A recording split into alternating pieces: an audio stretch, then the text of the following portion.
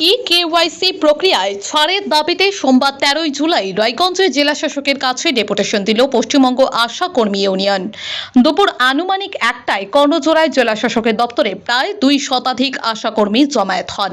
পরে ইউনিয়নের পক্ষ থেকে 4 সদস্যের একটি প্রতিনিধি দল জেলা শাসকের হাতে লিখিত দাবিপত্র তুলে দেন। ইউনিয়নের জেলা সম্পাদিকা মিনতি সরকার বলেন, কয়েকদিন আগে অনেক কষ্টে আয়ুষ্মান ভারতের ফর্ম অর্ধসমাপ্তভাবে পূরণ করেছি। এখন সরকারি নির্দেশে মোবাইলে কেওয়াইসি করতে বলা হয়েছে। বিষয়টি আমাদের কাছে খুবই কঠিন মনে হচ্ছে। তিনি আরও জানান, আশা কর্মীদের দাবি এই জটিল প্রক্রিয়া থেকে তাদের অব্যাহতি দেওয়া হোক, যাতে স্বাস্থ্য পরিষেবা সংক্রান্ত কাজে কোনো ব্যাঘাত না ঘটে। এই প্রসঙ্গে তিনি আর কি জানালেন শুনুন। কি কারণে ডিএম অফিসে আসা আপনাদের?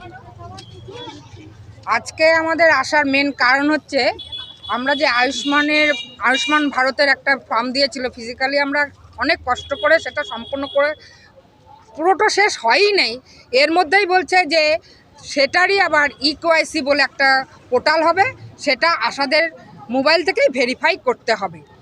এই বিষয়ে আমরা একেবারেই অজ্ঞ, আমরা কিছুই জানি না পোর্টাল সম্বন্ধে। সুতরাং এই কাজটা যাতে আমাদেরকে দিয়ে না করানো হয়, সেই কারণেই আমাদেরকে ডেপুটেশন দেওয়া হচ্ছে আমাদের ডিএম সাহেবের কাছে। তার জন্যই আজকে এখানে আসা। কি কি অসুবিধা হচ্ছে কাজটা করতে? দেখুন, আমরা আশাকর্মী কি কারণে আমরা যে মূল যে কাজটাতে আমরা যুক্ত হয়েছি, সেই কাজটা আমরা নিজেরাই ভুলে যাচ্ছি।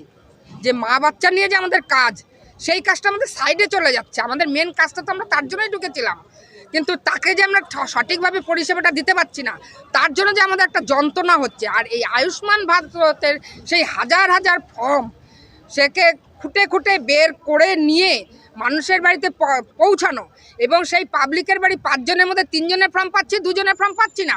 তখন তারা প্রতিনিয়ত আমাকে ফোন করছে, কেন আমি পাচ্ছি না, কি কারণ হচ্ছে, আমাদের 3 জন পেলো আর 2 জন কেন পাবে না। ফর্ম ফিল আপ করতে গিয়েই আমাদের এত অসুবিধা।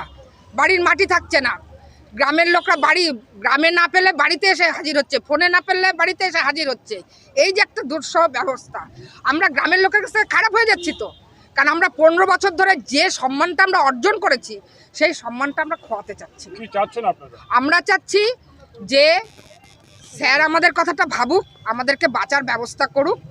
এই যে দক্ষ যে পোর্টালের কাজটা, যে অনেক বেকার ছেলেপেলে আছে, একদম যারা কম্পিউটারে দক্ষ আছে, সেই দক্ষ অপারেটরকে দিয়ে এই কাজটা করাক, যাতে কাজটা সুষ্ঠুভাবে এবং সুন্দরভাবে হয়। গ্রামের পরিষেবাটাও ভালো থাকবে, সবাই যেন কার্ডটা ভালোভাবে পায়। আশা করতে গেলে ভুল হবেই, আর এই ভুল সংশোধন হবে না। এর জন্য আশাদের আরও মার খেতে হবে। এর জন্যই আমরা তাদেরকে জানাতে আসছি, আমাদেরকে বাঁচার একটা ব্যবস্থা করে দিক। আমাদেরকে এই পোর্টাল যাতে করতে না হয়, অনলাইনে কাজের থেকে আমাদেরকে অব্যাহতি দেওয়া হোক। এটাই